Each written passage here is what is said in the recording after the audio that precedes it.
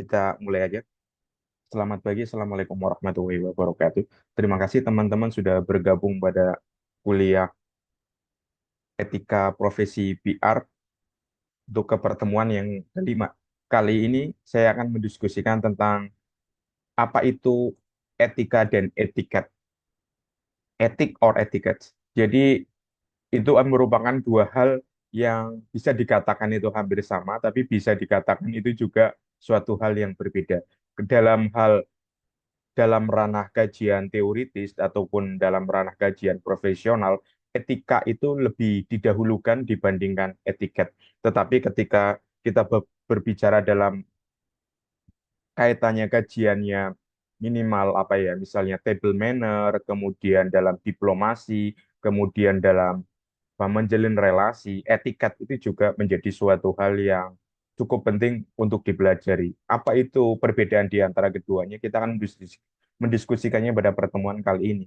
Kalau etik gitu kan, seperti yang kita pelajari dalam beberapa pertemuan sebelumnya, itu kan etika itu kan lebih bersifat social based practice ya.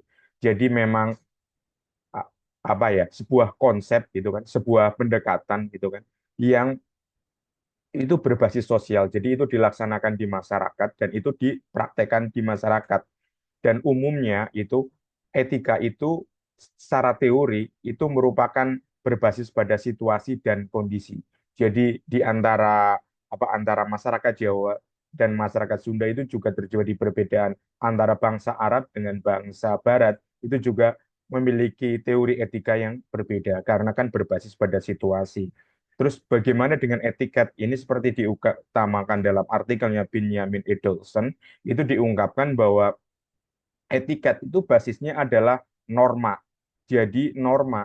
Jadi norma itu kan seperti kita ketahui itu juga berbasis kepada masyarakat. Tetapi lebih spesifik lagi, itu etiket itu semacam ekspresi atau semacam ekspresi perilaku yang menjadi dirutinkan atau sesuatu yang dilaksanakan oleh terus-menerus. Hingga akhirnya etiket misalnya antara cara makan orang apa namanya orang Prancis dengan cara makan orang Padang itu kan sangat berbeda. Ketika di Prancis itu ada table manner itu kan di mana ada penggunaan garpu dan sendok, kemudian bagaimana cara menggunakan pisau mengiris mengiris daging ataupun steak, kemudian misalnya tidak boleh ada bunyi hentakan piring atau gesekan gesekan sendok dengan piring, kemudian duduk ketika makan harus tegap, kemudian ada lap di atas paha, itu kan ya, ada lap di atas paha. Itu kan semacam etiket. Etiket seperti apa namanya makan tidak boleh berbicara dan ngobrol gitu. Seperti itu kan semacam etiket. Tapi kan berbeda dengan orang Padang ataupun mungkin orang Jawa. Ketika orang Padang itu kan makan identiknya itu kan identiknya itu kan tidak menggunakan sendok tetapi menggunakan tangan gitu kan seperti itu. Kemudian makan itu bisa bercakap-cakap gitu kan misalnya dan ditemenin oleh keluarga atau ditemenin oleh teman. Jadi itu cenderung ekspresi-ekspresi itu menunjukkan suatu perbedaan dan umumnya etikat itu berkaitan appropriate manner.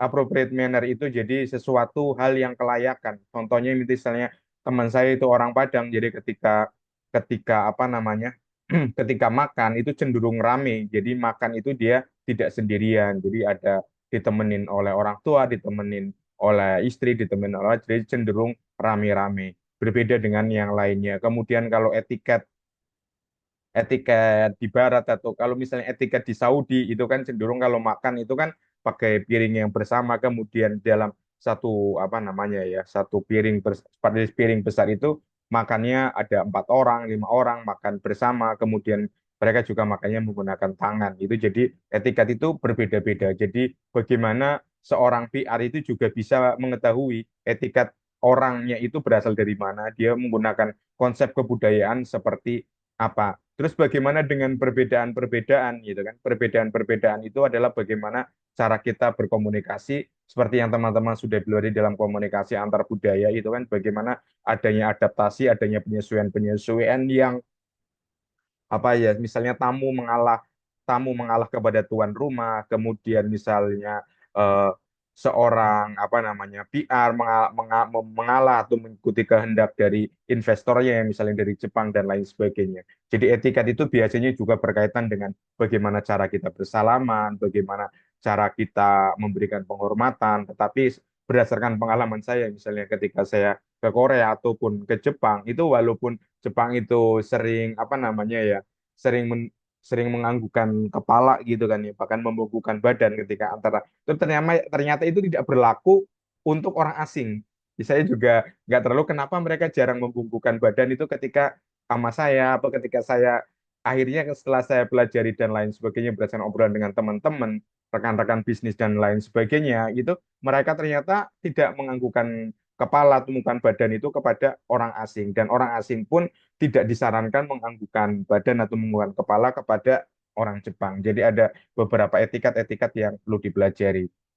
Etikat itu pada dasarnya bersifat politeness. Jadi politeness is come from the heart, seperti Enik Paternoster itu diungkapkan. Jadi itu adalah sebuah kesopanan, dan kesopanan itu seperti beliau peribahasa yang sudah kita pelajari, di mana bumi dipijak, di situ langit dijunjung. Selain itu, etikat itu selain kesopanan ya, ini ada kesopanan itu adalah sebuah kondak. Jadi sebuah perilaku yang dilaksanakan terus-menerus dan kontinu, dan itu menjadi suatu kebijakan. Etikat dimanapun yang sama itu adalah senyum. Jadi senyum. Jadi senyum nggak harus menampilkan menampilkan gigi dan lain sebagainya. Senyum itu dimanapun. Ketika saya bertemu misalnya orang-orang Australia, orang-orang dari Inggris, orang-orang dari manapun, itu senyum itu merupakan etika yang sangat universal, ya kan? Senyum, selain senyum itu adalah yang kedua itu adalah jabat tangan, gitu kan? Jabat tangan. Kemudian ketika sudah ada keintiman komunikasi itu adalah berpelukan. Jadi ketika ada seorang klien sudah bisa mengajak, maksudnya berpelukan sama cowok, mungkin kalau cewek itu jarang gitu kan ya, itu akan menunjukkan bagaimana keakraban. Dan di situ itu menunjukkan moralitas. Ketika orang senyum, senyum ramah dan lain sebagainya, itu dianggap memiliki moral yang baik, walaupun dalam tentu belakangnya kita nggak tahu apa sebenarnya. Kemudian etiket itu menjadi sebuah konvensi. Jadi konvensi ketika di dunia PR, etiket yang paling umum itu adalah berpakaian rapi, ya. Dia berpakaian rapi, tidak harus apa namanya ya, tidak harus rapi dalam artian harus memakai dasi, harus memakai baju-baju yang semi formal, tidak, tapi casual, tetapi dia rapi dan sopan.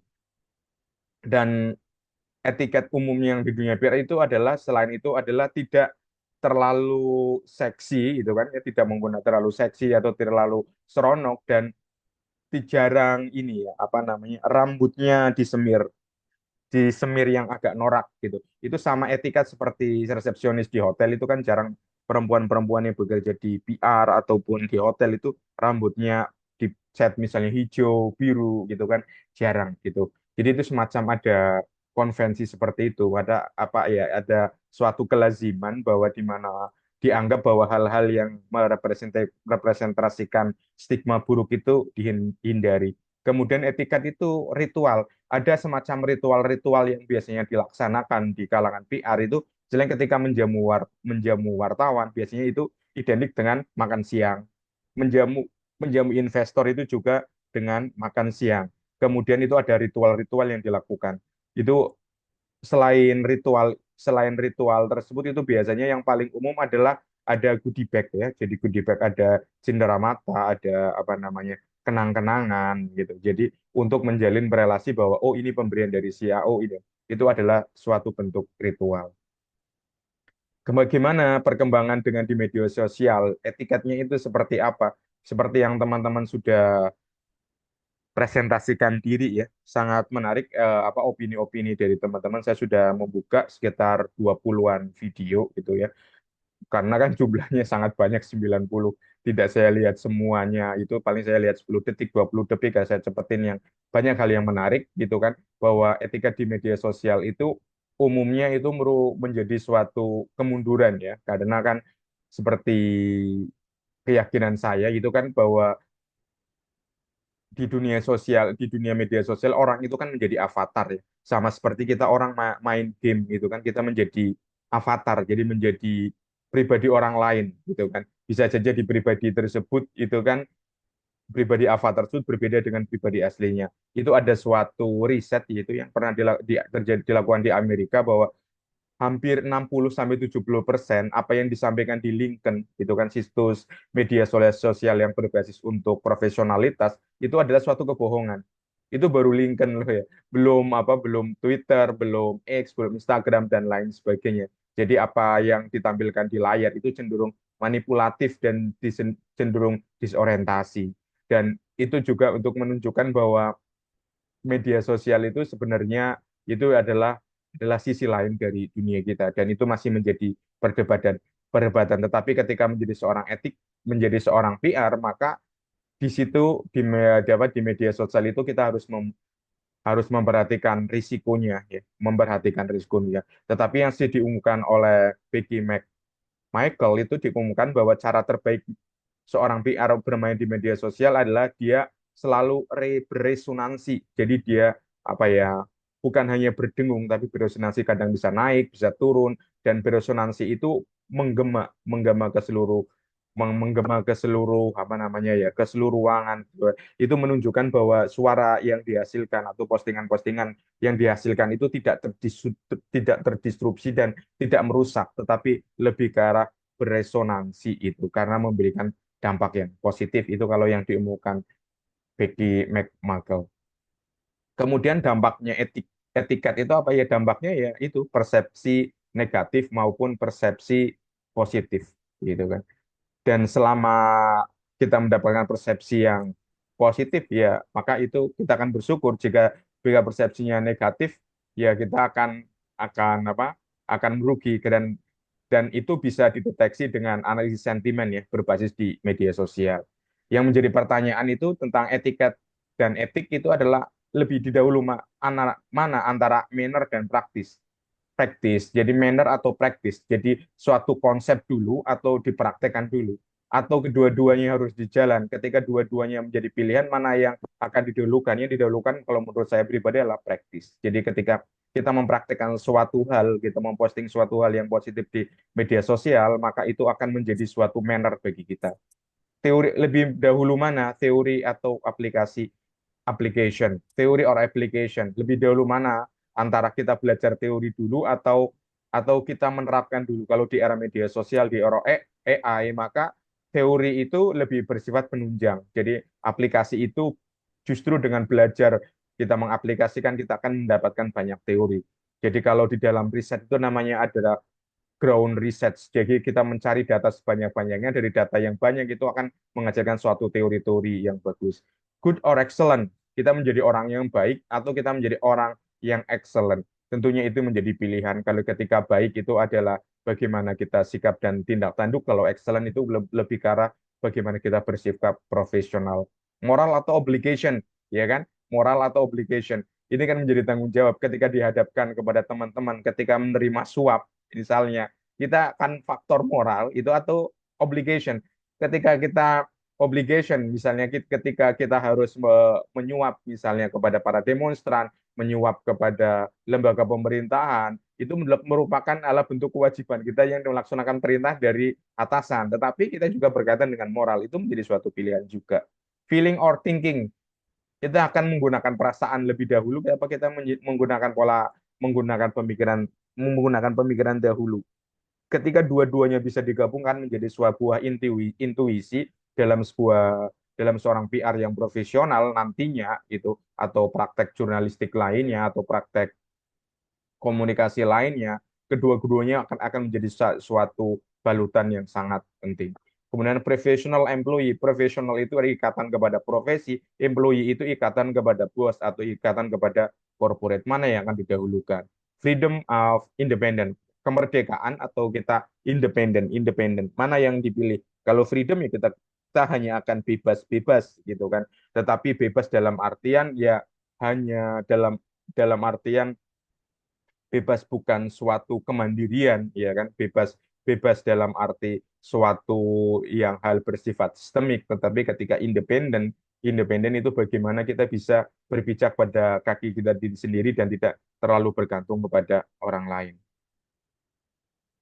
Mungkin ada pertanyaan atau diskusi nanti setelah ini saya sharingkan yang tugas untuk project ya untuk yang pengganti UTS di itu apa namanya di WA grup yang pernah saya jelaskan di pertemuan awal konsepnya seperti apa.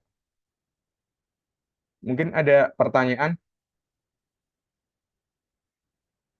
Jika tidak ada, saya tutup aja kelas pagi ini. Terima kasih banyak atas kehadirannya pada Zoom meeting pagi Terima ini. kasih, Kak. Saya tutup. Assalamualaikum warahmatullahi wabarakatuh.